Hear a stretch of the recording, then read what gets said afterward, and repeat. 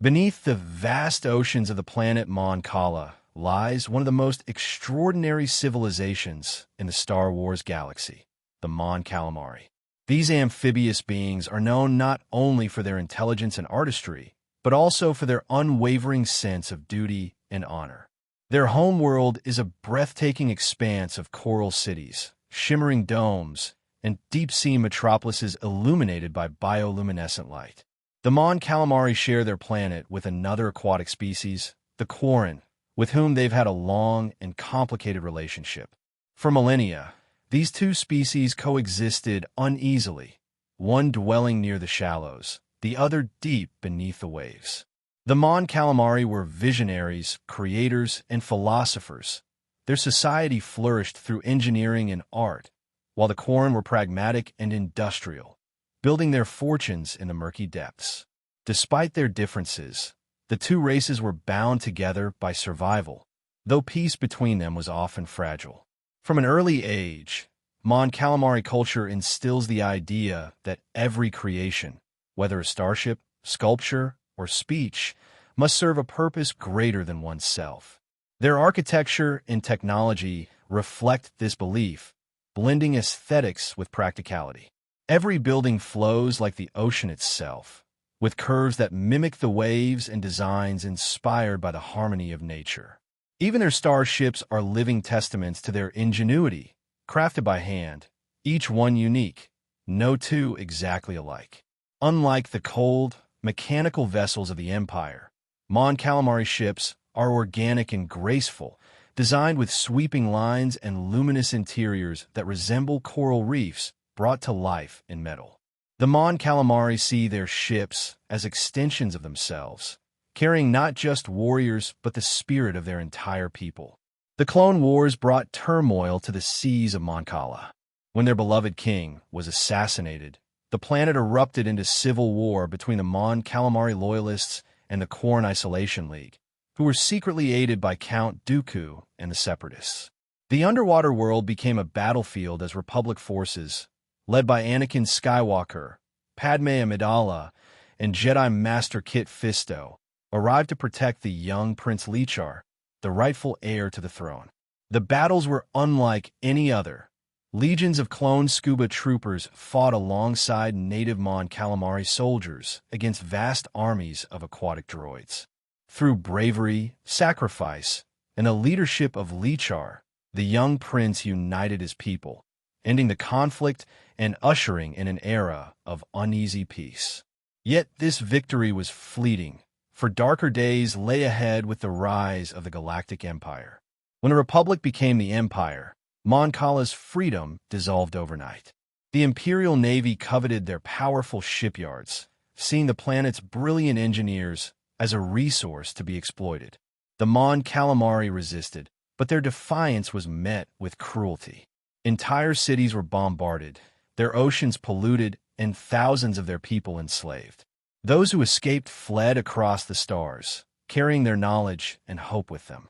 The Empire's attempt to break them only forged something stronger: rebellion. In secret, Mon Calamari engineers began repurposing their ships, turning graceful works of art into weapons of war. When they joined the fledgling Rebel Alliance, their fleets became the backbone of Freedom's army. Among the many Mon Calamari who rose to prominence, none would become more legendary than Admiral Ackbar. Once a servant under Imperial captivity, Ackbar escaped and used his brilliant tactical mind to lead the rebel fleet. His strategic genius was instrumental during some of the rebellion's greatest victories, including the Battle of Endor. It was under Ackbar's command that the rebel fleet engaged the second Death Star, turning the tide of galactic history with his now famous warning, "It's a trap."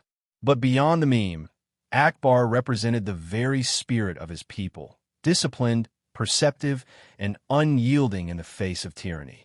The ships Ackbar commanded were marvels of Mon Calamari craftsmanship. The MC-75 Profundity, which led the assault on Scarif, carried the Death Star plans that would ultimately lead to its destruction. The MC-80 Home 1, Ackbar's flagship at Endor, was a vessel unlike any other, both a warship and a sanctuary. Each Mon Calamari cruiser told a story, bearing markings, architecture, and technology reflecting the personality of its creators. Their organic designs weren't simply aesthetic. They represented freedom, individuality, and resistance against the Empire's mechanical oppression. The very existence of the Mon Calamari fleet was a symbol that beauty and power could coexist, and that even a peaceful people could rise to fight when the galaxy demanded it. Despite their monumental contributions, the Mon Calamari have always preferred peace to war. Their culture values education, craftsmanship, and family. They are not driven by conquest, but by creation. To the Mon Calamari, war is never glorious. It is merely the defense of what must be protected. This moral compass shaped their place in galactic politics for centuries. After the fall of the Empire, Mon Cala became a founding member of the New Republic, helping to restore democracy to the galaxy. Their shipyards once again became beacons of hope, producing vessels for exploration and diplomacy rather than destruction. But peace is fragile, and new threats would always rise. When the First Order began its terrifying campaign, the Mon Calamari once again took to the stars. Their engineers designed the MC-85 star cruiser, the Raddus, named after another Mon Calamari hero, Admiral Raddus, who had given his life at Scarif to deliver the stolen Death Star plans. The Raddus became a cornerstone of the Resistance fleet, its design embodying decades of Mon Calamari innovation and defiance. Even in the face of near extinction, the spirit of Mon Cala endured. Their technology continued to evolve, but their ideals remained the same. That creativity and compassion were the greatest strengths a civilization could possess. The Mon Calamari's story stretches far beyond war. They are poets, architects, scientists, and explorers. Their underwater cities, glowing beneath the surface, are testaments to a culture that values harmony with nature. They believe that knowledge is the purest form of power and that art is the language of civilization. Every child is taught to craft, to build, and to dream. Even their language flows like the currents of their world, full of melodic tones and rhythm that reflect their aquatic origins.